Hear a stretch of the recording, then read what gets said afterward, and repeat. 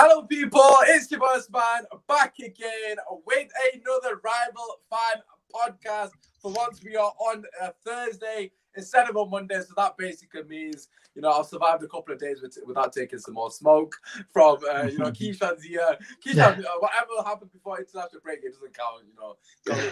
And all that good stuff in it. Listen, as always, make sure you drop that subscribe to the channel.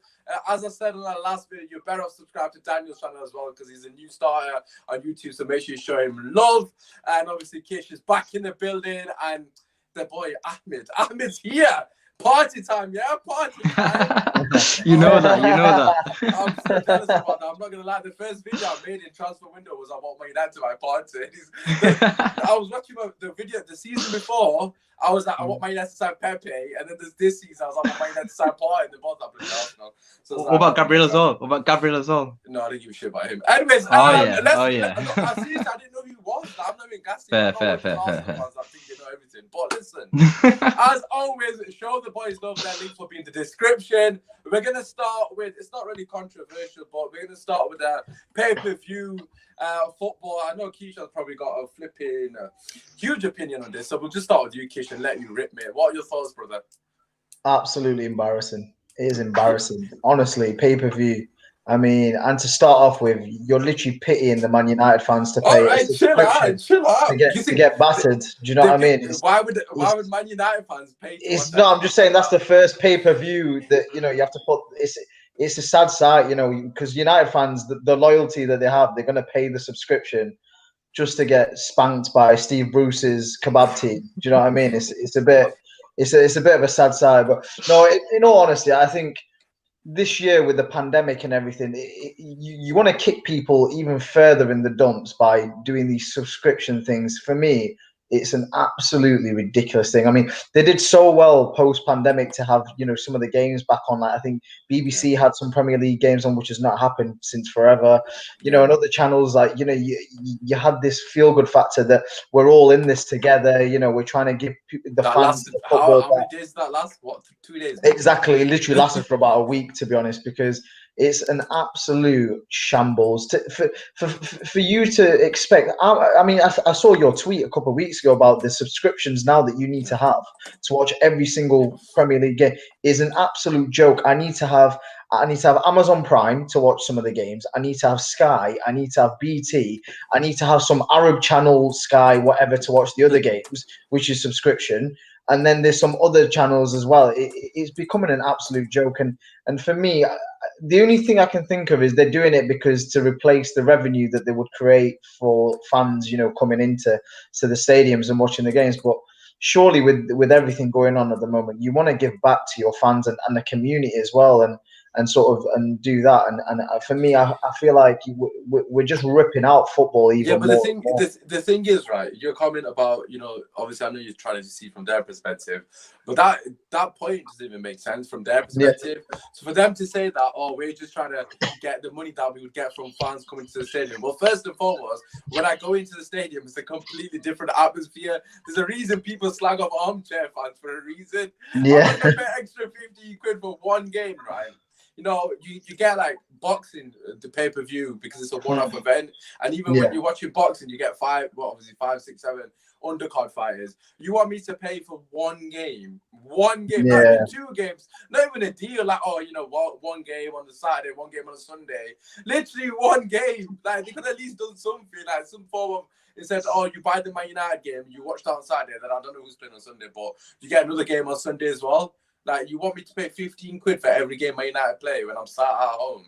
It's not good. Yeah, it's absolutely ridiculous. Daniel, what are your thoughts, bro? Yeah, I don't even think there's another opinion to this, if that makes sense. Like, it's just obviously just them cheating, the fans obviously showing us about how it's nothing we didn't already know. We've always known football's about the money. I think this has just highlighted it. I think we had our fun, Corona. They decided to be a bit generous, not even a bit. They deserve credit. Put games on BBC. We were able to watch games, a lot more games, and be more interactive with that. But then what happens now is being counterproductive, because what they're trying to do is reduce the streaming, as said already, but it's going to increase illegal streaming because no one's paying £15 for one game, like you said, Usman. So I just think from the Premier League side of things, and even the clubs, I have a bone to pick with the clubs. Like they should do more to satisfy their fans. Like we already pay for Sky Sports, pay for Now TV, Amazon Prime, whatever we pay for to watch games, and we're actively trying to watch games and engage, and we're giving them our money at the end of the day. Do you get what I'm saying? And yet they want to extort us even more, and it's just like it doesn't really make sense. So yeah, man, we'll see what happens, but it's going to be very counterproductive, as they will see. Yeah, no, I completely agree. Like, I can't see from a different perspective. There's no way there's a fan that sat there thinking, you know, oh yeah, no, I completely agree with this. This is a great idea. Like you already mentioned, we're paying for Sky, we're paying for Amazon Prime now as well, which they've just come out of nowhere. It was bad enough when BT started taking over Champions League games, but obviously we've kind of sort of accepted that because they've got quite a lot of coverage now. So we've got BT, Sky, Amazon. You know, there's other platforms as well that the flipping want us to stream on as well. But Ahmed, what are your thoughts? Because obviously, you know, paying 15 quid for Arteta to part the bus is going to be dire. It's money talks, isn't it? It's just one of those things. I'm not going to be a victim of that. I'll find a way to watch it without paying. That's all I'm going to say. But yeah, it's like it's the economy before health, isn't it? So it's money comes first for these sort of guys. So at the end of the day, I want football to continue. Quick disclaimer: Usman's not endorsing any illegal streaming on the channel. Yeah, I was about to say. Who said I'm going to do it illegally? He said I'm going to do it illegally. I said I'm not going to pay for it. I'm not going to pay for it. There's plenty of bars I can go to watch it for free, so it's all good. Social distance bars, obviously. Yeah. Of course. But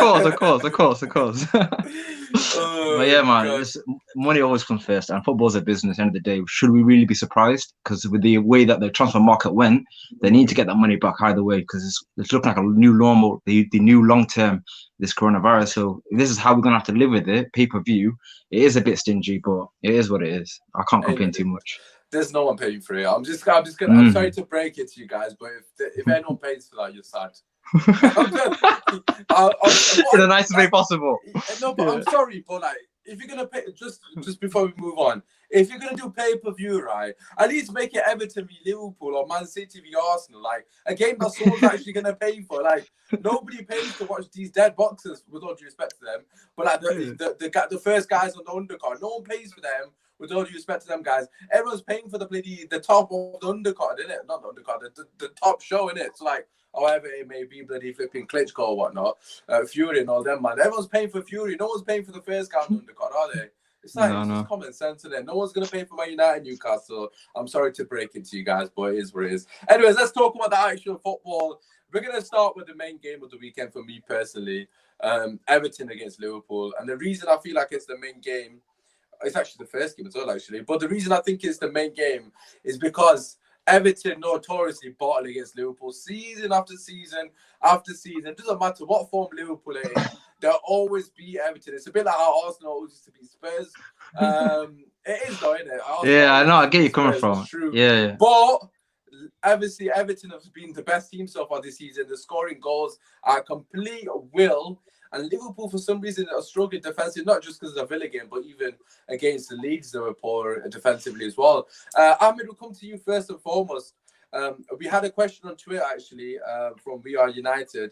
He's saying, do you think this is Everton's opportunity to finally get one over Liverpool?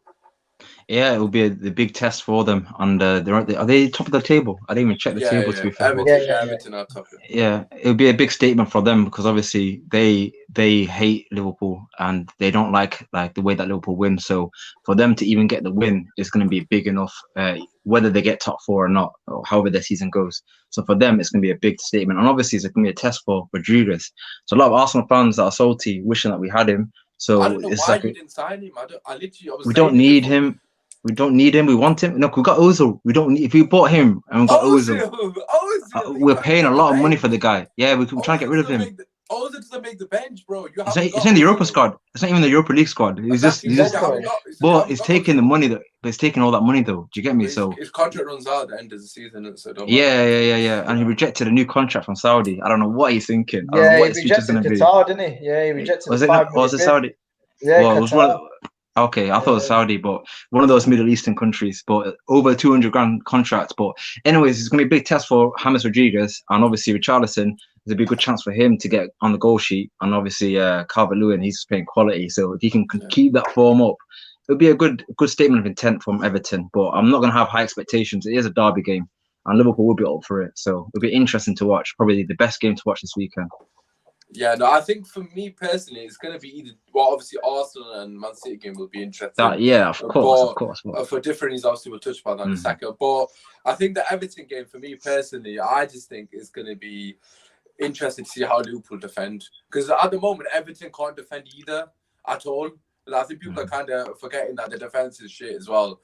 But they're just scoring with, you know, without. It's going to be a scoring game, though, isn't it? Yeah, so I'm expecting a high scoring game personally. But Kish, what do you reckon? Do you think Everton are at home as well? Do you think they could potentially cause an upset, or so they're saying? Yeah, I think it's a combination of both. From what the boys have said so far, you know, it's I don't think Klopp will allow Liverpool to be as poor as what they were in that game against Aston Villa. I just don't see it in his. You know, since he's been a manager, you've not really seen Liverpool have more than one bad result, albeit, you know, with the result, it was ecstatic, you know, in terms of the result in the end. But I just don't, I have to see, there's going to be a reaction from Liverpool.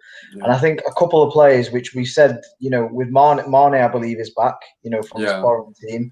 Thiago is back as well. And the last time they both played was in the Chelsea game, I believe, I think it was. And, you know, Thiago came on 45 minutes and absolutely finished it off, really. So, you know, I think people underestimate that. I know defensively they made a lot of mistakes, but I think people like Mane make such a difference to that team that I just... Yeah, but is that... Obviously, I agree with what you're saying in terms of Mane make a difference, but that's one player. Like I do get it, but we've said it before, though, haven't we? Thiago has played 45 minutes for Liverpool. Yeah, I do get that. I do get that wholeheartedly, but we've already seen it before with Liverpool that you take away Mane or Salah, that squad, and you put someone like a Shaqiri in there, or, you know, someone else that they've tried in the past. You can see the gap. It's huge, you know, between them. But again, you know, defensively, there has to be a reaction. I think for Everton, from their side, I think the internationals came at the wrong time for them because they were definitely on such a high. Yeah. And you know, some teams just don't need the internationals, and I think Everton was one of them. But for Ancelotti, this is a massive game for him. I don't think they'll come close to winning the league, but in terms of the top four, the way it's going at the moment, and the way, you know, some of the teams are doing in and around the third, fourth positions, this will be a huge game for their credentials of top four, because I definitely think third and fourth spot is available, you know, quite easily this season. Yeah, so we've got a comment here from Man United fan. Shaki said this. Everton are going to demolish Liverpool as it's a derby 3-2 to Everton. I'm sure Ben Godfrey will start and strengthen the defence. Daniel, what are your thoughts on obviously that comment and obviously what the boys have said so far? I think there's two sides of it. The first thing I'll address is probably I think I'll lean towards what Kish was saying about Mane and Thiago, the impact that they will have on the team, because obviously I understand that it's two players. Thiago obviously hasn't played a lot of games. Is Alisson going to be missing? No, Alisson's gone for about 6 to 8 weeks. Yeah, he's out for a while. I think Alisson's a huge miss as well. The biggest. 100%. But there's something my dad explained to me, which I think is very, very interesting as well. And he was basically saying that as much as the 7-2 was very, very bad, what Mane does when you play Mane and Salah, what it does is it forces your defense to push back. If you notice, Aston Villa took more risks because they know Mane's not running behind them. Exactly. Do you get what I'm saying? And obviously Salah did do his thing and scored 2 goals, but at the end of the day, he didn't have his partner in crime, and Firmino is kind of the link. He's not really threatening in terms of scoring a goal. He's a defender, innit? So exactly. So when my dad said that, it made me deep. It's true. Mane does have such a big impact, and that's why I think he's better, me personally. No, 100%, and he's definitely a big miss. In terms of the game, I think again, like everyone has said, it will be a high-scoring game. I do think that it will be. It's a big. It's going to be a test for Everton to see what they're going to do this season. I think if you go on and beat Liverpool, they will believe, and Ancelotti will tell them you can win the league. Like that will be in their minds, because he's done it, man. He's done it every Ancelotti. Do you get what I'm saying? So you beat the champions. The sky's the limit for you. Like, you've beaten the best team in the land. So you have every right to say, oh, obviously he's going to come out in the media and say it'll be game by game, whatever, and all of that. But he will tell his teams we can honestly do it. So I'm looking forward to an interesting game. I think there's weaknesses on both sides. I think the fact that Adrian is obviously going to play is going to be something to look forward to. But Everton have got Pickford in goal, so you never know. It's going to be interesting to see if they start the keeper they actually bought on deadline day, Olsen.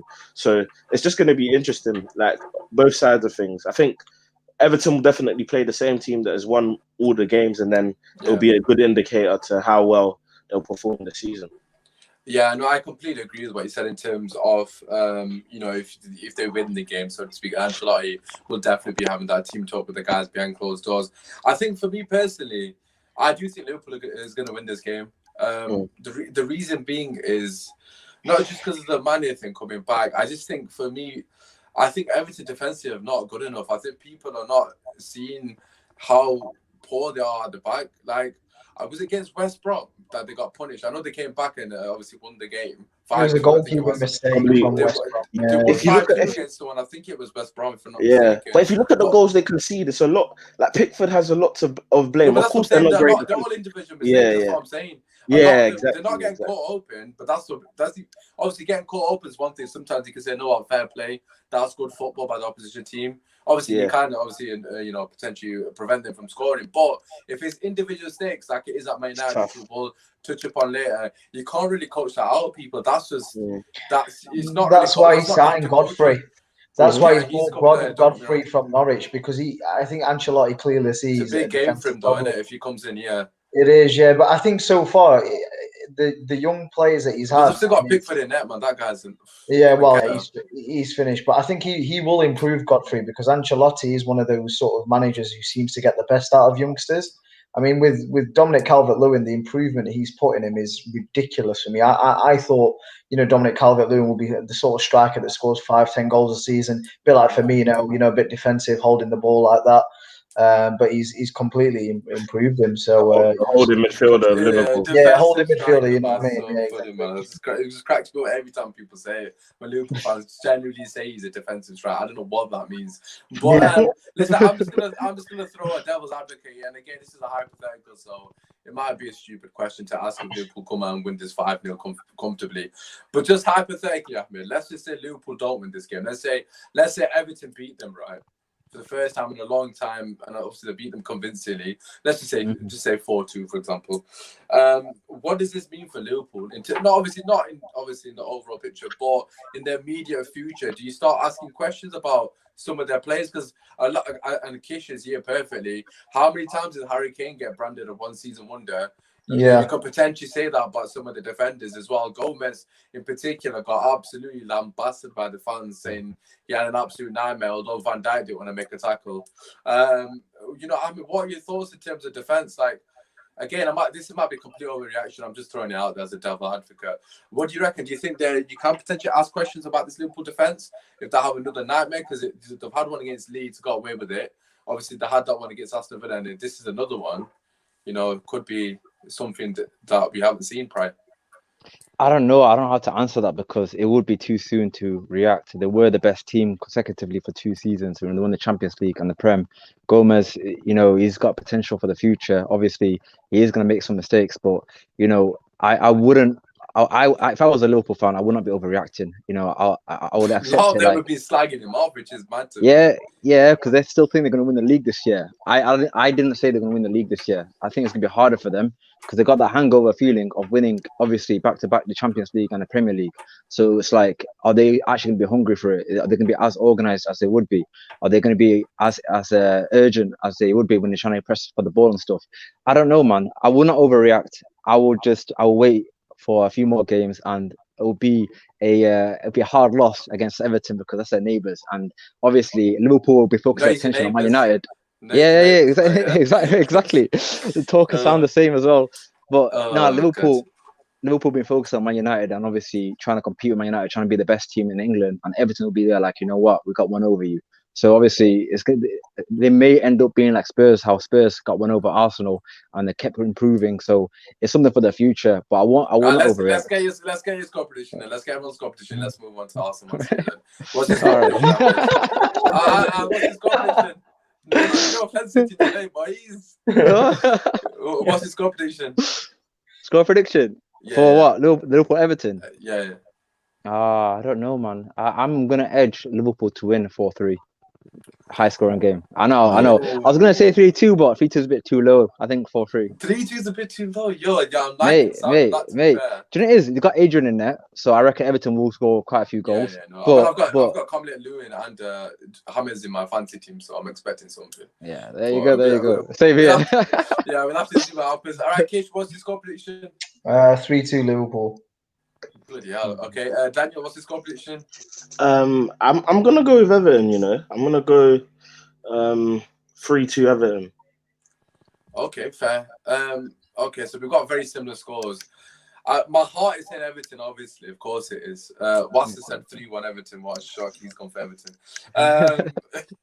I'm going to say Liverpool. I just think Liverpool are going to have too much from going forward. I think Liverpool will press them high up and cause them into mistakes. Pickford is an absolute... I can't say the word on camera, but he's an absolute idiot. I can't say that. I'm about to stop myself. But he's just shit, man. He's just terrible. I'm not a fan of his. He's already thrown 2 games against Liverpool in one season, which was last season. A lot of people said 3-2 Everton. I'm going to say 4-2 to Liverpool. I just think it's Man is going to come back with a vengeance. But anyways, let's move on to the next game. Manchester City against Arsenal. Listen, we'll come to you last, Ahmed, because I'm not feeling if I come to you first, you're going to just keep butting in with everyone else. You said. So we'll come to you last. You can have your say at the end. Say. We'll come to you first. Arsenal against Manchester City. For me personally, right, Man City's defense, it's looking very suspect to say the least. Arsenal can definitely hurt them, especially away from homes on the counter type. So I'm not as confident as I normally am to say Man City win. But Kish, what are your thoughts? Yeah, you're right with City, and it'll be interesting to see how Diaz does, because I think he's kind of like the last, roll of the dice for Pep. Because I do feel that if this season they don't win the league or the Champions League, I can seriously see Pep walking away at the end of the season, because we've talked about. Oh, there you go. Yeah, we've talked about the amount of money he spent on defenders, and I feel like there's so much pressure on Diaz to succeed, because they didn't go for Koulibaly because of the incident with Jorginho in the past. I get it, but just pay the money, get him. In my opinion, they needed 2 centre halves. Really, they needed both. They didn't get a replacement for Mendy, who, for me, I think it's got to the stage where injuries and I think everything else has just got to him. He's no longer, the defender he was. Kyle Walker is still, he can still do a job there, but again, he's getting older. I feel like there's so many issues, and then that's without even talking about the front of the pitch. They miss Aguero so bad. Yeah. It's ridiculous. I remember the season they won the league when they played Liverpool. It was Aguero who single-handedly won the league for him. That was the game. That was the decisive game where he just knew that he couldn't get past Van Dijk, so he picked, I think it was Gomez or Matip, I think it was, and they miss him so much that they've got no vocal point. And with Jesus getting injured as well, Sterling up front, the whole squad looks so disjointed at the moment. Yeah. It seems like he's running out of ideas at the moment. It seems like he just talks. Mojis Media Mike, it sounds like there's a B next to yeah, there you go. Yeah, it just seems like at the moment that the whole squad is so disjointed, and for the first time in his managerial career, and from what you can see on the touchline, he seems lost. Pep actually looks lost. He looks like he doesn't know what combination or formation is going to work at the moment for the team, and I think if you're a Man City fan, that would be worrying, because I know you're not the biggest fan of Arteta, at Arsenal, and you say, he's very defensive. Yeah, and I've seen your tweets. I know that I'm not a big fan. I just think critical. I just think he's overhyped. I'm waiting. I do get that, but I think for the first time in quite a few years, Arsenal actually have a manager with a bit of a plan, and it is, albeit defensive, it does seem more Simeone type. But I've said on this show, and I'll stand by it. listen, Arteta defensive has improved Arsenal massively. Did Yeah. Arsenal need that? Absolutely, of course it did. I'm not denying that. He's done a good job. You know, I was wrong in a sense. He's done better than I expected him to do. However, I want him to play good football. Obviously not against Man City, but I still think Mark's wrong with your headphones. Mo, you need to pull your headphones out. It's so loud. I can't. Yeah, pull your headphones out. No, it's because his phone is close to the. I don't know what it was used. Yeah, it's his phone. Yeah. Okay. But anyways, you need to fix that because it's ridiculously loud. Yeah. So for me personally, I just think obviously this game you can't really judge him on the way he plays. It's just about the win. But in general, I just think he needs to play better football. But that's beside the point. Who was their last game against though before the international break? It was Sheffield United. Yeah, and I remember you arguing. I remember you tweeting how poor they were, and they were terrible. They were poor. They scored a fantastic goal and an individual Pepe goal. Prior to that brilliant goal that they scored, the first one, very good teamwork goal. But do you not think that this is where he's building his team? Because if you look at Arteta with the time that he's had, he started from the back, whereas someone like Wenger in the past has started from the front, where he bought Aubameyang when at the time he didn't really need Aubameyang. It was like the last roll of the dice for him. Whereas Arteta, you can see, has started from a goalkeeper, so he's got a solid goalkeeping. Leno, I think he's bought he's doing the right thing. I just think he needs to play better. So it'd be interesting to see over transfer windows that, because he now knows that Ceballos alone is not enough creativity for me at all. And if he's not going to use Ozil, then he needs to buy someone of adequate quality to create the opportunities, because you can see the foundations of a really good team now and the spine of a good team. But it will be interesting to see in the next transfer window and in the summer. But a transfer, we've kind of gone off topic slightly. Coming back to the game itself, Kish, like, what are your thoughts in terms of what Arsenal going to offer in this game?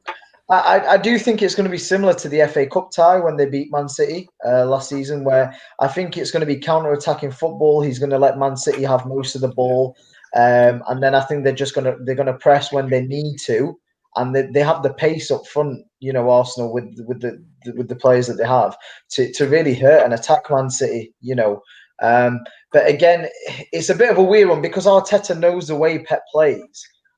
I think Pep is really going to struggle. I don't know why. I've got that sense where Arteta knows exactly what Pep does, and unless the Arsenal players don't turn up on the day, I can't see Arsenal losing this game. It's as a Tottenham fan, it's weird for me to say this, but I genuinely can't look at him smiling. I like this guy. I like this guy. Yeah, I can't actually see. It pains me to say it, but I can't see Arsenal losing this game.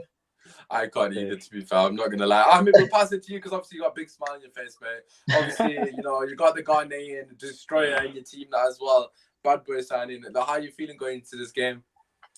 Oh, first of all, I don't think we're going to see Partey play, and I'll be surprised. I'll be surprised if he plays. Yeah, and obviously going on what Kish said about how Pep is looking kind of lost, isn't it because Arteta's not there anymore? We were saying that for time, we were saying that for time, literally. No, honestly, it is going to be like Kish said. We're going to soak up all the pressure, play defensively, let them have the most of the ball. If they're not clinical enough, they ain't got a striker. Aguero's not going to be there, and he also needs a lot of chances to score anyway. So, or might use Mahrez as a striker, who knows? But if they're not going to be clinical enough, I know we got Aubameyang takes half of a chance, not even a full chance, and with Willian there. All right, chill out, bro. Chill out. Chill out, Premier League, bro. Chill out, man. Sorry. No, I think it's time for Aubameyang to get back on the score sheet. So I would expect him to score 4 games, by the way. Just since the first game, basically. I know that. Yeah. We all know this. Don't worry. So we expect him to get back on the score sheet, and obviously, it's gonna be a tight game. I don't think we're gonna win by that much. Probably maybe like a 2-1 or something. But yeah, I feel sorry for Man City. They got a lot of defensive issues that they need to sort out. But it'd be good for us to take advantage. And I think it's good. Is it going to be at the Etihad? Is it away or home? I think it's at Etihad. I'm pretty sure it's at Etihad. That's wicked. So if you can nick a win or a draw, that will be good for us for the second half of the season. It's going to put us in a good position on the league table. So yeah, I'm going for either a win or a draw for us. All right, we'll come to if you lose, you best be ready on Monday. I'll just saying. I'll be ready. I'll be ready, man. Confident. Hey. I do agree with a lot of what you said in terms of, Arsenal going to this. Probably not the favourite. I don't think the favourite. They do look in better shape going into the game because Man City, as do Man United, we're just in shambles at the moment. But what I will say regarding Man City is, they do have that ability to break any team down in the day. Of course they do.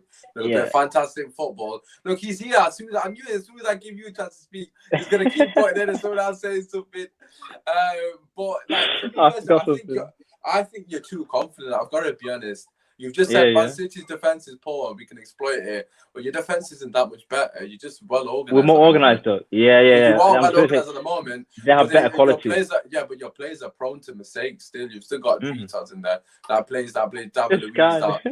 I think what's key is for me in terms of Man City is that the reason why I believe Man City will win, even though Arsenal are in better shape, definitely, is because Man City need a win like this. This is what can kickstart their season, like against a big team, another team that they've faced, like teams like Leeds, like Leicester, teams that kind of play in a way where it's just been weird. They've been expected to go over there and roll over these teams, but it hasn't happened like that. So I think this will be the game where they kind of kickstart their season, where they start looking more confident, playing better football. Because I don't like the notion that they need Aguero to win these games. A lot of these games were winnable. They just didn't convert their chances and then looked very, very poor later on in the half. They just looked like they lost all ideas and lost hope kind of thing. Yeah, so absolutely. I think, with the Arsenal game, I just think that what they need to do is score an early goal. Once an early goal happens, I think it will be game over. Yeah. We'll have to come out, won't we? Yeah, absolutely. I think for me personally, what I was going to add to what you just said there, Daniel, is I want to see something different from Pep. He plays the exact same football as Kish has already said, and obviously Ahmed's already said. In terms of Arteta knows Pep inside out. He's been there for long enough. He knows how he, I'm not saying that he knows everything about him because obviously there's going to be some aspects of. Yeah, but he does know his weaknesses. He knows exactly how to exploit the system. He's been there in training for 3 years, seen everything on the training ground. I'm sure Pep's had loads of conversations with him regarding our flaws and how we nullify teams from exploiting them, etc., etc. So he will know the weaknesses, as he's already indicated in your previous fixture with obviously Man City. So I think Pep has to do something different for me. I don't want to see them just being the same predictable team. They need to do something different and mix it up a bit. If it's a formation, if it's team selection, something, he's got to change it. And I think for me personally, I can see it being a draw. I'm going to say a draw. I'm going to say 1-1. I do think Arsenal got a goal in them. I think it will be a bombing as well, actually. I'm going to say 1-1. Arsenal probably hit him on the break, and then Man City will just have Arsenal pinned back for the whole game, and then you'll probably concede later on. Like 80th minute or something. So it'll be a valiant fight for me, but I think you can see late. Kish, what's your score prediction? Yeah, again, I think it's going to be 1-1. Fair enough. Ahmed, what are you going for? You said a winner or a draw, but no offense. Which one are you going for? 2-1 Arsenal. Have to back my team. Fair enough. Can't disagree with that. Daniel, what are you saying? 3-1 City. Right, that's a smacky though. That would be a humble pie for Arsenal fans. Anyways, let's move on to another team that's experienced humble pie. Manchester United. We go to St. James's Park. You can buy it, for £15 if you wish to do so. On pay-per-view, it's up to you. The game's been moved to 8 o'clock. It was actually at 3 o'clock. They randomly moved it yesterday to 8 o'clock. Trying to maximize all the money they can possibly get, obviously. Anyways, so Manchester United on the back of probably the worst defeat in my footballing life, actually, I'd probably say. I'm not going to lie. I know we lost to Man City 6-1 as well, but the Man City one, I'm not saying I respect them, but it made more sense because they were a good team at time. This Spurs team shit, and we lost 6-1 to them. And it's embarrassing. I'm not gonna lie, it's embarrassing for us. I was really embarrassed losing this game because I don't think Spurs are all that. Obviously, going forward, they're fantastic, but defensively, they're woeful. And we didn't even actually cause them any problems at any point during the game. So on the back of that, we've got to play obviously St. Maximum and Wilson, who's in decent form. Obviously, it's not the same caliber of players. But Kish, we'll come to you first and foremost, mate. What are your thoughts, mate? Do you think Man United are gonna finally bounce back? Or do you think it's going to be another nail in the coffin of what looks like Ole Gunnar Solskjaer's career at Manchester United. Just on a side note, I feel like you purposely waited to add me back on the show, like at least to let it season in. Like you the last time I was on the show was on the preview before the game, and it's now it's taken you almost 2 weeks. I sent you a message, but you egged me, so it's not my fault. I don't think I've been this happy since we got to the Champions League final. So we'll come to Tottenham later, but right now we'll just have to talk about United, innit, unfortunately. I'm you're wrong around, brother. Am I? Yeah. There we go, perfect. But again, yeah. So I think the result in the weekend was coming because we saw against Brighton. They were lucky to even get a draw, let alone a win against Brighton. But it happened. Individual goal by Rashford, penalty, Standard United. Got the 3 points in the end, and I think you've known this since the beginning of the season. It's covered the cracks. It really has covered. The cracks. I went mental after that. And I think it's weird because you've got a good record against Newcastle, I believe. I don't think they've got much against you. St. James's Park.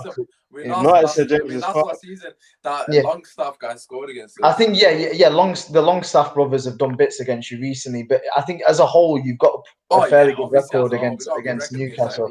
But I just feel like there's so many issues within United at the moment. I mean, I think you mentioned it in your tweet yesterday. Maguire needs to be taken out of the firing line, in my opinion. There's a lot. I think mentally, the Greece thing, I think that has really got to him. And I think Ollie would be wise to take him out. And I know it's not ideal, but if Bailly's fit, put Bailly and Lindelof at centre half. I know it's not ideal, but I just feel like for his own, for his own mental state, I just think Ollie would be good to kind of give him a week off or 2 weeks off. And I think that is a start for him. And that is the big decisions that you pay for a manager, in my opinion, for a club, the stature of United. But again, the whole agenda with Pogba never seems to end. He has one bad game or a couple of bad games, and thousands of United fans seem to turn on him and call him scapegoat, when there's other players in that United team that are still struggling. Let's be honest, Fernandes has not received any criticism, but apart from the penalties that he scored, he's not really done much. If you look at the games this season, he's not really been active. I don't know why Moose is smiling, because Aubameyang was scoring about 5 years. Fernandes. But it's weird. He doesn't get the same criticism as Pogba, because I don't know if Pogba. It's not that easy to score penalties, man. As Daniel in the final. I think Pogba's penalty record ain't bad either, is it, for United? To be fair, to Pogba's missed quite a few, to be fair. But this is what I mean. I think there's so many issues. I think he needs to go back to basics, in my opinion. I feel like he needs to go back to the team that was getting him the results before the pandemic and also during the pandemic. And he needs to stick with that front three. Martial up front, I think it was. Rashford. None of them are playing. Martial's banned. Cavani is not eligible. So it's Rashford and Greenwood, right? Yeah, we only got 2 strikers. Yeah, I just think as much as he can, he needs to go back to basics, and he needs to go back to that feel-good factor, in my opinion. And it's a difficult situation. I'm sure you can elaborate on it, but I think he needs to go back to basics, take Maguire out of the firing line, and then take it from there, really. Yeah, no, I completely agree. In terms of going back to basics, I think we have to do that. At the end of the day, when you lose 6-1, for me personally, it's difficult for a manager to come back from that. However, you just got to keep it simple. I personally think this is going to be a game that it's going to be very, very nervy from our perspective. If Newcastle score first, then you could be looking at another loss, because that's how low the morale is going to be after that game. Thank a lot of our players have done fantastic at international duty. Madison Maguire, obviously, who's just got sent off, but everybody else has had a fantastic international break. Obviously, Pogba's played a couple of games, done really well, as has Martial, as is obviously Lindelof, and so forth. So they, in that sense, they're probably not as low as they probably should be. If this game was straight after the Spurs game. But for me personally, you just got to keep it simple. Obviously, we're going to have to play 2 up top because we haven't got another option. Daniel, what are your thoughts, bro? What do you think, obviously, in terms of the game itself, not just from my United perspective, but Newcastle's perspective also? I think I'll start with from a Newcastle perspective, they're thinking there's no better time to play Man United, really. Yeah, absolutely. Steve Bruce has got them playing in a very, very good way, and he deserves a lot of credit, because really and truly, everyone thought Rafa Benitez leaves. They didn't back him. They're not going to get the same amount of output. Rafa Benitez overachieved with the squad he had. But you can make the argument Steve Bruce is also overachieving, and he's doing a great job, and he's been backed. Don't know why, but he's been back. So, and he's doing well with the squad that he currently has, and they're going to be pushing for a top half finish, especially with the squad they have. So Maximan He's made some fantastic signings, to be honest. Fraser, Wilson. Callum Wilson, definitely get yourself a proven goal scorer. I think that was their problem last year with Joe Linton and Almiron. So they've got a proven goal scorer. You've got Jeff Hendrick, nice free buy that they managed to get from Burnley as well. So, like, from a Newcastle perspective, they're playing well. I think they're coming back off the back of a win, I believe. Yeah, they are. Yeah. Yeah, Exactly. Yeah. You went on a mad one, didn't you? Yeah. So they're thinking, this could be our game. From a Man United perspective, it's just about getting the win, really. It's not about performance. It's not about, like, even though the Brighton game now feels like a distant memory. That's how much has happened at Man United. You get what I'm saying? Yeah. So it's just about getting that win, getting points on the board. Because if you drop points again, you're looking at being 9 points behind the leaders already. 9, if not 10. 5 games as well. Do you get what I'm saying? So, like, you just don't want to get left behind. And if it means trying to get points now so that you're at least there and thereabouts, even if there's a manager change, then give that manager a good chance of getting something tangible out of the season. Like, don't go 3 games where you can't even get a win, where you're dropping points left, right, center. And the next 5 games for you, I believe, are tough. Like Newcastle, PSG. I think we've got some tough games coming up, United. To be fair. Yeah, we've got the hardest fixtures by a country. So for United, it's about beating Newcastle, like really and truly beating the team that's in front of you. And I think there's no excuses really. You just got to go out and win. Yeah, no, I completely agree. I actually, it's Chelsea. We should have known that, to be fair. Yeah, I thought it was Chelsea. I wasn't sure if it was Chelsea or Arsenal. So yeah, we've got Newcastle, PSG, Chelsea, RB Leipzig, Arsenal, Istanbul, Everton, West Brom, and then like Man City and all these. Then PSG again. So it's like it's not easy at all because of the Champions League draw, obviously, which hasn't helped us. But yeah, I mean, what are your thoughts? Obviously, we always have banter about United and Newcastle. What are you expecting from this game? What are you thinking? Well, I'm thinking the same thing. Well, a lot of people are thinking you guys have to win this game. It's not, it's embarrassing the way that you guys lost to Tottenham. So if you want to move beyond that, you need to show a bit of character and respond from that loss. But the problem is, I wouldn't disrespect Newcastle and just expect to win. It's going to be a difficult game. You might end up with a draw. So it's a difficult situation for you guys because the games only gets harder. And with the pressure only getting stronger, it's just you need to respond. So it's a must-win game for Man United without a doubt. If I can ask very easily. Sorry. Finish off, Armin. Sorry. No, that's it. I was just saying, obviously, it's a must-win game for Man United, but if they walk away with a draw, it's not looking good for the manager at all, or for their prospects. But yeah, go on. Yeah, I wanted to ask you a question, Usmaan. So, when you look at the games that you've got, what would you say needs to happen for Ole to still be in with a job in these games, like the next 5 games now? I personally think he's getting sacked. Regardless. No, not regardless, because I just can't see. In my head, I can't see an outcome that he gets through this passage. It's genuinely a hard passage for any manager. Solely, but if you actually look at our fixtures, we've got Chelsea. Our league fixtures are Newcastle, Chelsea, Arsenal, Everton next, and back to back. Do you know what I mean? Every time he's about to get sacked, though, he always gets a flurry of results. That's what I'm saying. He always gets. That's what always happens. I don't know now because is Martial gone for 3 games or just 1 game? It's 3. Is it 3? Because Christensen was out for 1, but I don't know why. I don't know why either. Why was Christian out for? I don't understand why he was out when he got his straight red. Unless the rules have changed and I'm not aware of it. Maybe 3 games for violent conduct and then 1 for like a foul or something. I don't know. It was violent conduct, wasn't it? So yeah. So it'll be 3. So he'll miss his in Newcastle, Chelsea, and Arsenal, which means Cavani is going to start basically for Chelsea and Arsenal game. Yeah, so God knows where Cavani's at with his fitness. I ain't got a clue, so I can't even comment on that. But, it is what it is. We'll find out in the next couple of days either way. But regarding your question, for me personally, so the Newcastle game, and this isn't me being disrespectful to Newcastle because I genuinely think they might actually beat us. He has to win that game. Literally, it's as simple as that. Yeah. We have to beat Newcastle because that is the easiest game we've got in the next 6 by a mile. So he has to beat Newcastle. Chelsea's at home, Arsenal's at home, Everton's away. From them 3, he needs to get about 6 points at least from them 3. Which technically would mean he's lost one of them, which wouldn't look good because obviously we lost 3 games already. But in terms of points tally, 6 out of them 3 games, Chelsea, Arsenal, Everton's a fairly good return, really, given how all 3 you're probably playing. So if you did that and beat Newcastle as well, so 9 points out of the 4, then people might think, no, what, he's beating Chelsea, not just Chelsea and Arsenal, for example. Then people might say, no, at least he's done something, but. I don't know. You could beat anyone in a one-off game, innit? I just don't think he's going to. This will be his last job in the Premier League as well, in my opinion. Realistically speaking, same for Lampard as well when he gets sacked. When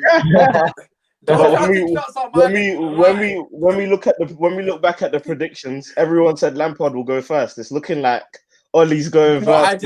I didn't say Lampard would go first. I said Moyes would go first. Oh no, but we were being nice to Lawless. When we take Moyes out of it, because we know West Ham can't compare to the big teams in the league. Yeah, true. Well, Lampard. Listen, to be honest, I still think Lampard will get sacked. But actually, we'll come back to that. Actually, another quick question. Yeah. Quick question though. So if you were to rank Arteta, Lampard, and Ollie right now, what would be your rankings? What waffle is that? Wait, say that again. Because I don't base people on form. I don't do. I'm just interested. Interested. Okay. Well, I'm gonna put Arteta first because he's got a trophy. And I'm putting Ollie second and Lampard third. I don't care. I'm not backing. I don't care. That's fair enough. If I don't believe you, I'm not putting Lampard with anybody. I don't like him. Oh God! Now, but on a serious level, right? Lampard, just trust me. Lampard's getting sacked at the end of the season. He's bad vibes, Lampard, man. How can you make Kante upset? How can a man? Yeah, exactly. It's a fake story. Come on, man. It better be a fake story because if Kante's upset, I'm gonna be outside Lampard's place. Yeah, if Kante's upset, we're going outside his house with pitchforks. Listen, just to finish up my United, we'll talk to Chelsea anyways after this. For me personally, I'm worried about Wilson. I've got to be honest. With our current state of our defense, I won't be surprised if Wilson scores against us at all. And say Maximin rips us a new one. So I'm going to say it's going to be a 2-1 win for Manchester United, but literally the worst performance you can imagine, and we'll just get a jammy win. That's basically. I have no confidence. 2 penalties. It probably will be a penalty. It might be 2. It might be 2. I think it's going to be a moment of brilliance from either Greenwood or Rashford, one of them 2, and it's going to be a penalty and we'll win 2-1. Like, genuinely, not even gassing here. Kish, what do you reckon? Realistic. Yeah, all I see is bad vibes for United in this. I can see it being 2-1. If he loses, people are going to be saying Poch in like after this game. Yeah. If he loses this game, so 2-1 for Newcastle for me. Okay, fair. I can't even argue with that, which is mad given the situation we're in. Ahmed, what do you reckon? I think it's going to be a humble 1-1. Simple draw. I said a humble. I swear to God, if Arsenal loses, you one day be ready. Daniel, what you saying? Nah, I think because United has to win, I just can't go against them. I think it'll be 3-1 United, but it will still be... Yeah. Newcastle will have a lot of chances, but I think they just won't be clinical. It'll be one of them games. Interesting. Rashford's looking all right, to be fair, so hopefully he can do something. But anyways, let's move on from my fantastic team. Let's talk Spurs, West Ham first. Because obviously Lawless in here, but we'll do the best Lawless for you, mate. Kish, we'll go last with you again. I mean, we'll start with you, obviously, because you're a neutral in this. What are your thoughts on this game? You know, West Ham looking very good in the last couple of games in particular. I personally thought they're going to be basically lost both of them games against Wolves and Leicester. Very convincing wins in both of them. You know, can they do a job on Spurs, or do you still think Spurs are going to have too much for them? Just quick question: is David Moyes back in action, or is he still? I don't know. I think he might be back on sideline. I'm not gonna lie. Yeah. Okay, then Tottenham's going to win 2-0. Sorry, Lawless. If West Ham win, I'd be happy. But the way that Tottenham play now, they're just oozing with confidence. So I don't see them getting a loss for any time soon. Yeah, to be fair, if West Ham win, Kish, and you will be on the Monday show. I'll see you then. Kish, what do you reckon? Because obviously, like you said, Spurs are absolutely flying at the moment. I don't know the situation with Bale, if he's going to actually get any minutes or not. Yeah, he's going to be. I think he'll be on the bench. Yeah. What do you reckon? How are you feeling going into this one? This is the happiest I've been in years. I'll be honest. This is honestly, this is about 2 years we've suffered hard. 2 years, you win Champions League. We got humbled by Liverpool. Let's not lie about it. Nah, you didn't. Come on. When you see that front three, dreams do really come true. You know what I'm saying? They do come true. I want to get myself. I'm 27. I want to get a poster of that front three. I can't lie. Every night before I go to bed, I'm just relax. Bale might Listen, let me have my moment in it. I want to see every night. I want to see that front three before I go to bed. Like it has to, all their videos of their combinations. But on a real, no. If you lose, oh god. Oh yeah, I will cry. But on a real, I think the momentum at the moment. I was watching the videos today of the players coming back into training, and everyone's just beaming. Everyone's smiling. Mourinho, you never see him smile nowadays. He's honestly, it looks like giving Bale a high five, and that you can tell he's wanted him for about 10 years. Like any club that he's been at, you can just see the squad. You can see everyone gelling. And my guy who I told you about, who I hate, I wanted him gone at the start of the season. Ndombele is. This is what I mean. Keisha doesn't rate Ndombele. Yeah, I didn't because of his work rate. But it feels like it's weird. It's weird what Mourinho tried to do United with the likes of Rashford and Pogba, and I thought that players nowadays are too soft, and that tactic doesn't work. But you can see so far that with Ndombele, it's clearly worked, and you can see Ndombele, getting 90 minutes now against Chelsea. He played the full 120 minutes, I think it was, and you can see that he's tracking back, and he's getting the extra mile out of players now. I don't know for how long he can do that. I don't, because it doesn't seem to work for too long at past clubs that he's managed at. But so far, I can't think of anything bar maybe having Eric Dyer in defence where I can argue. Really, we did need a defender, but at the moment, I don't think you could speak to any Spurs fan that can say to you that they're downbeat or disheartened. But you just beat Man United 6-1, so exactly. Like, whilst it's still hiding. What kind of waffle are you coming out with? You just beating us 6-1, right? Obviously, you're gonna be happy, but coming to the game itself, West Ham are flying as well. I think you completely. Yeah, I know that, but David Moyes is back, isn't he? So that's kind of advantage there. So it'd be all right that way. Obviously, without him, I'd be scared of Antonio on that. But because Moyes is going to be there, team talk, we'll be fine. Don't worry, be all right. right, Daniel. What do you reckon, bro? You're muted.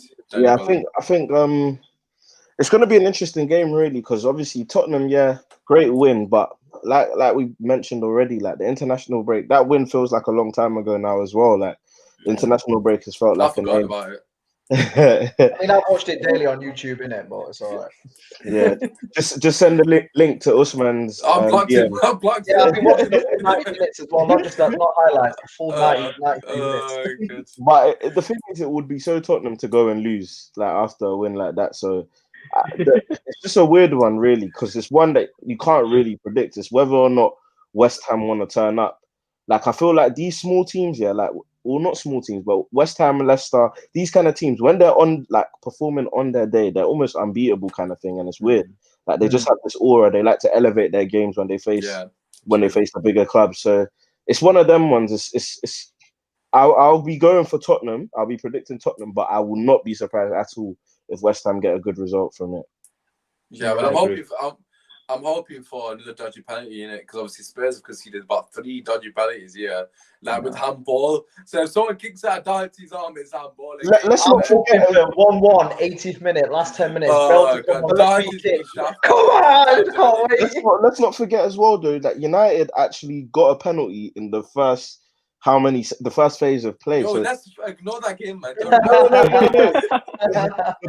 point I'm trying to make is that You can't defend. haven't been great defensively this season as well. Exactly, we just didn't attack. We're so shit. No one has, of course, no one has. But when you think about Tottenham, you think about, oh, I could have a go at Dyer. If I was a striker and I know Dyer is gonna start for sure, oh, I'm licking my lips like Dyer. I'm gonna Ronaldinho celebration, yeah. Literally, like. Yeah, man. Chunks, mate. Listen, the legend. I love Chunks. What a guy. Yeah, but listen, I'm just gonna say this one thing, Kish. Right, watch out for Bowen's delivery. That guy from White has got a beautiful cross on him. And if anyone's running him behind Dyer, man's just gonna let people run. He ain't got a clue what's behind. I am worried about Antonio because he's turned into a solid striker now. Bro, like, he's bullying, man. I'm telling you, he's gonna bully Dyer. I personally think it's gonna be a lot tighter than people are making out. I've got to be honest. But let's do score prediction, and we'll finish off with Chelsea. Ahmed, we'll come to you first, man. What's your score prediction for the game? I'm going 2-1, safe zone, Tottenham. All right, okay, fair enough. Kish, what do you reckon? 4-2 Spurs. Wow. Well, someone's put 4-2 West Ham here, but yeah.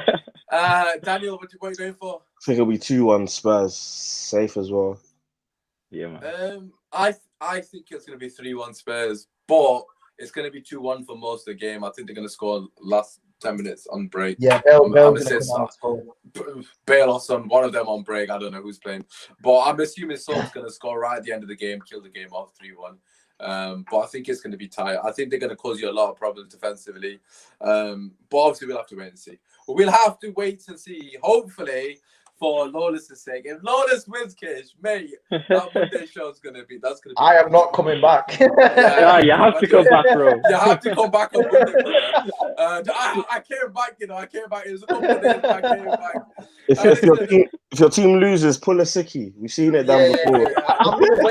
We've seen Ahmed pull bare sickies, man. Ahmed said he was in that. He would have come on last Monday, so we had to cancel the show. These guys, but they wouldn't let me come on and talk about my team, and I had to get off my chest and shit. But it is what it is. Listen, last game, Chelsea against Southampton. I feel like this is a foregone conclusion. Southampton win, to be honest. What do you reckon, Daniel? What do you reckon? We'll start with you.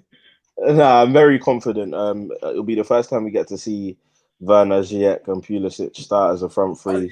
Is he finally playing? Are they finally playing? Yeah, so they're all fit now. Pulisic fit, Ziyech's fully fit. Never mind. Ignore that comment. I didn't make that comment. Yeah, they're all fully fit now. So, and then Havertz, Werner coming back off Germany played exceptionally well, and it goes to show when you play Havertz in the 10 and play Werner up front, you get results. Like exactly. Rocket science. But yeah, so that's your manager, mate, by the way. Your weird manager. Just throwing it out there. Hopefully if Abraham started on front of Werner's on the game, I'm texting you straight away. It'll be a Twitter meltdown. So I'm telling you. And this is my thing. Lampard will succeed as long as he keeps it simplistic. Like once he keeps it simple and plays the best team. Like his job is actually not that hard. He just needs to play the best team and it'll be fine. He's got so many talented players, but he's got no excuse. So once we get that team out there, it should be fine. The only worry is that Mendy's obviously not going to play this game. He's just not. Who's playing? Is Kepa fit?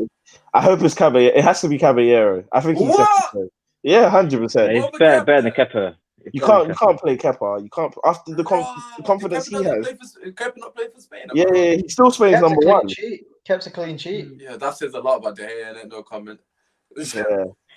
So yeah, no, but I'm expecting a comfortable win, really and truly. Like get Werner some goals, get Ziyech maybe an assist first. Yo, this is Werner's last chance, otherwise get sold from a fantasy team. I've had him from day one. Yeah, I already got rid of him. The annoying thing about Werner is that I just know, and obviously you might disagree, obviously being rival fans and that, but I just know once he starts scoring, he won't stop. Yeah, he won't stop. He won't stop. I'm a huge fan of it. That's what's scary. I think he's a Guerrero 2.0 man in this league. I think that's how good he can be. Definitely. If we play him to his best, and that's what I keep telling Lampard, he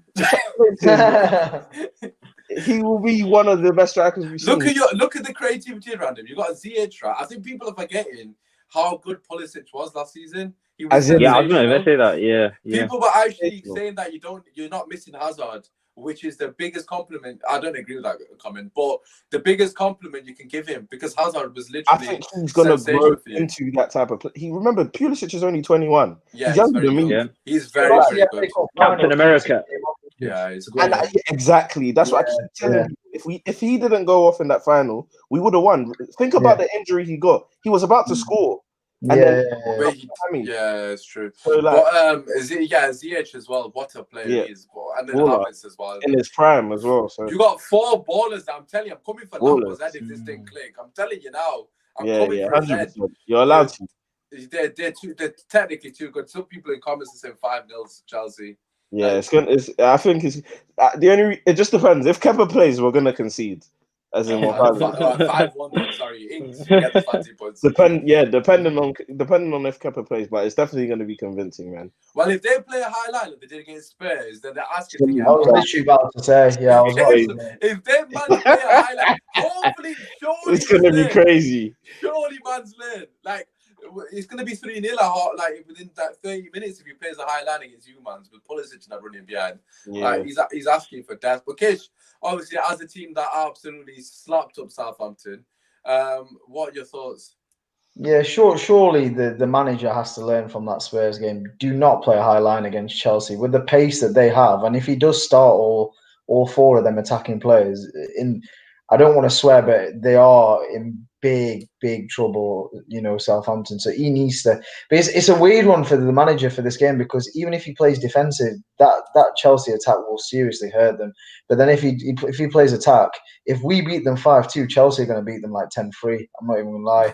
So honestly, I'm not even exaggerating. Like, it's literally going to be every player's going to be licking their lips when they see that high line. So it's a difficult one. The only thing I can think of is Southampton have got to wait for the counter, wait for their time, because you give Danny Ings, similar to Aubameyang, you give Danny Ings half a chance. Usually it's a goal, to be honest with you. And Che Adams, I know he's not been scoring the goals, but he's been doing all the work rate for Danny Ings to create the space. So there is hope for them there. But again, I think if Chelsea turn up and the players turn up the way that they should do, I think it'll be a comfortable. But what's mad is that even minus Kepa, of course, we finally have a back line that works and will forward as well. Like, it's not going to change, and hopefully it doesn't. But we know the back four. He needs to be consistent with his back line. That's the problem. He keeps chopping and changing his back line. If there is a rotation, I don't know why he's changing it so much. Yeah, it won't change anymore. I'll be very shocked if it changes. If Reece James. So who would be in your defense, and who would be like goalkeeper, or if all fit, who would be your actual defense? So Mendy, Zuma, Thiago Silva, Chilwell, and James. But you play Azpilicueta based on the game. So if we play Man City, maybe we play. It just depends on what you're trying to do, tactics. You not think though with Thiago Silva, it will take him quite a bit of time, and do you not think? Class is permanent. Like, obviously, the Crystal Palace game. I'm not saying that Crystal Palace are the best team in the league, but that's a perfect test of. They can't do West Ham Maguire, though. We should put it that way. Oh God! But I agree, man. I think he's just got to keep it simple, man. Just play your best team. I can name Chelsea's best team 11 quite easy, and I'm sure most Chelsea fans will agree with me. Basically, the back 5 that you said, midfield, Kovacic. I don't know if he's fit. Obviously, correct me if I'm wrong. But Kovacic alongside Kante, and then obviously Werner up top, Pulisic left, Ziyech right, Havertz 10. It's like easy team. You're winning 5-0. Like, that team is bad, boy. Like, it's got everything. Tower challenges. Generally. Like, both of them wingers for me personally. I'm a huge fan of Ziyech. Like, I think people are completely slept on that signing. No one's even mentioning that guy's name. And I think the Premier League now it's not defensive anymore. So players like Ziyech, if they go on form, they're literally going to take the mick out of the league. He's gonna have a field day. I won't be surprised if Ziyech gets like 2 assists and bags of gold. And then people will say, "Oh, they've got Ziyech as well. I forgot about him." Like, no one's mentioned that guy's name. He's unreal. Like that run that Ajax had in the World Cup, in Champions League, he was influential in that. Obviously, he hit the post against Spurs. Like, he could have quite easily clutched that game as well. So, yeah, I think for me it's going to be easy again. Let's do predictions. We've got 1-5-0 in the chart. I'm actually gonna match that actually. In fact, I'll go one less. I'll go 4-0. I'm gonna go 4-0 Chelsea. Kish, what do you reckon? 4-1 Chelsea. What do you reckon, Daniel? Yeah, 4-1. But depend if Kepa plays 4-1, if Caballero plays 4-0. Oh, bloody hell. Okay, Ahmed. 3-1 Chelsea. Pulisic, What? get an assist or a goal. Yeah, no, I've just thought about something when we just said score predictions. I've said all that.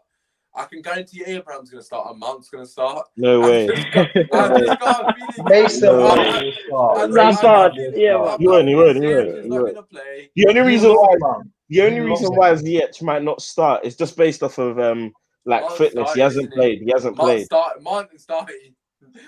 started. You know, The thing Mount's is, definitely thing is, starting. let me say it now, yeah. I won't be surprised if Mount starts, but this is the perfect game for Ziyech to start, if that makes sense.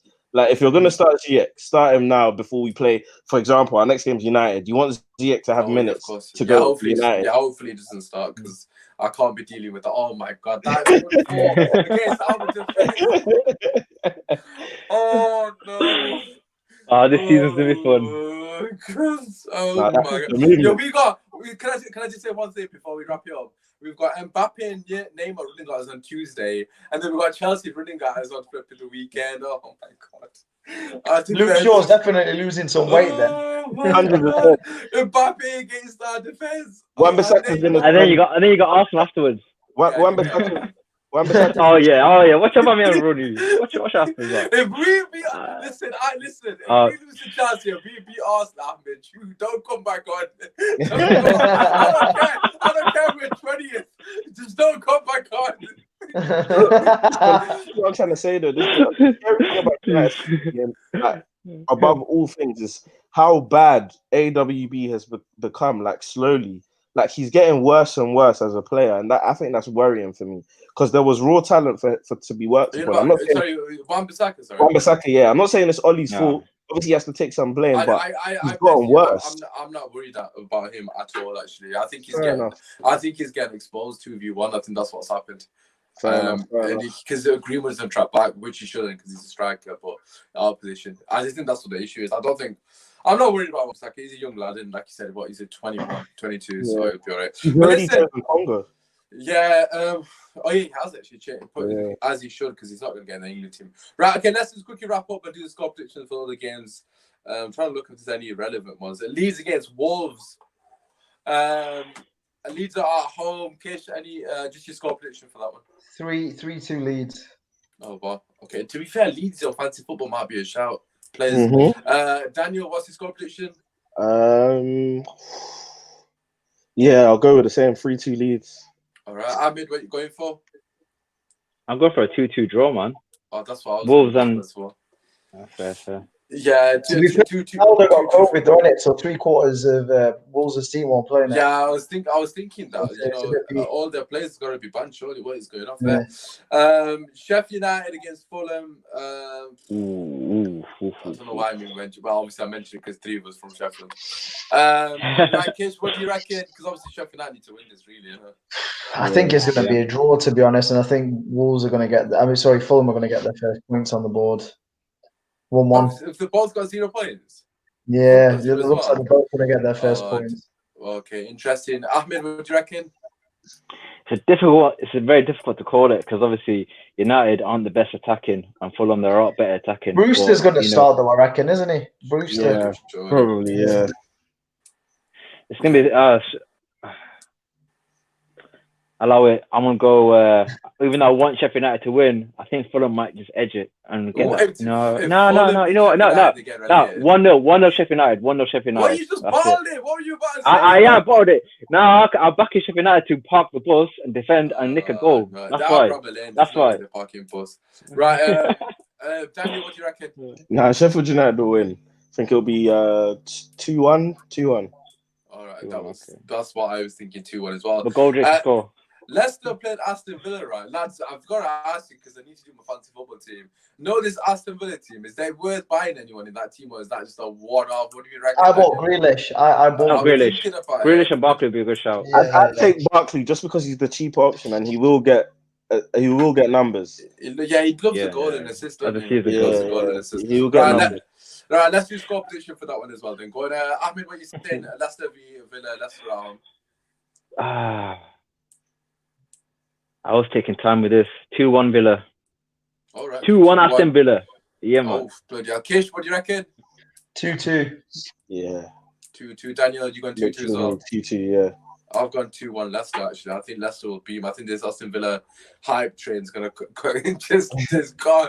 Obviously, I don't really care who wins that game. I'm not going to lie, but I'm still contemplating creating Grealish for my team. We'll have to wait and see. But anyways, listen, that is the end of the video. We'll be back at a normal time on Monday, 7 o'clock. Obviously, if Newcastle win, then I will, of course, be ill. So I'll be moved again to Thursday. It just depends on the situation. But listen, Kish is coming back on, and Lawless hopefully will be available. So whatever happens, one of them realistically is going to be pissed off. Something's going to happen.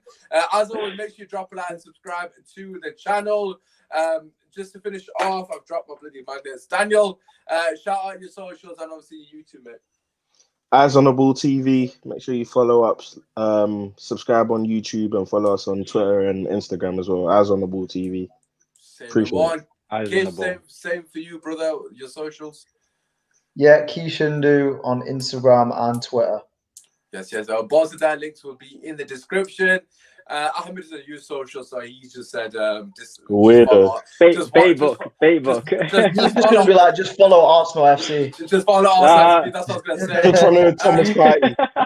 Ahmed, one last question for you before we go. Genuine question, right? Go for it. Any thoughts for Gunnosaurus, like just before we go? Because I don't think I've asked you. Yeah.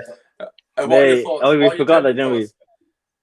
Obviously, no, for the last video, but obviously Ozil, he's a good guy, he's a charitable person, but it does smell like a PR stunt because obviously he wants to win back the fans. But obviously, it's not looking good for Arsenal for obviously letting that man go. But it's the way that he did it publicly. Is it party time? That's yeah, go on. We didn't speak about party. Just have a quick 1 minute or 30 seconds on party. Go on, just get it off your chest. Go on. Is he gonna play? What's squad? He's gonna win the title. Where are we at? We'll win the title within 3 years, of course. Yes, no, with Partey, it's going to change the style of play. We're going to play less defensively, a bit more attacking, and obviously a bit more confidence in the middle of the park, and control the ball a bit more. We might see a bit of a better football with him, but it's still going to be more of a rigid, defensive, disciplined team. So he's going to give us a lot of options, so we don't have to rely with 5 in the back. But if you go 4 in the back, David Luiz might be a bit suspect, and that's my only concern. I'm really hoping he goes farther back because you will get exposed. But anyways, that is the last line of the show. I'm going to get violated on Monday anyways because Ollie's probably sacked by then. But it is what it is. We got PSG Tuesday. If Ollie gets sacked before Lampard, I'm going to be laughing. But just to finish off, you're going to be laughing, but if we get parched, then like who's going to have the last laugh? Do you know what I'm saying? Like, as long as we finish in the top 4, I'm fine. I don't really care what other teams do. As long as We'll see. Listen, it is what it is. Anyways, as always, we'll be back on Monday, 7 p.m. Catch us then. As I've already said, make sure you show love to the guys on their socials and make sure you go and subscribe to Daniel's YouTube channel. We appreciate all the support. Apart from that, it's been your host, Usmaan. Peace. Happy day.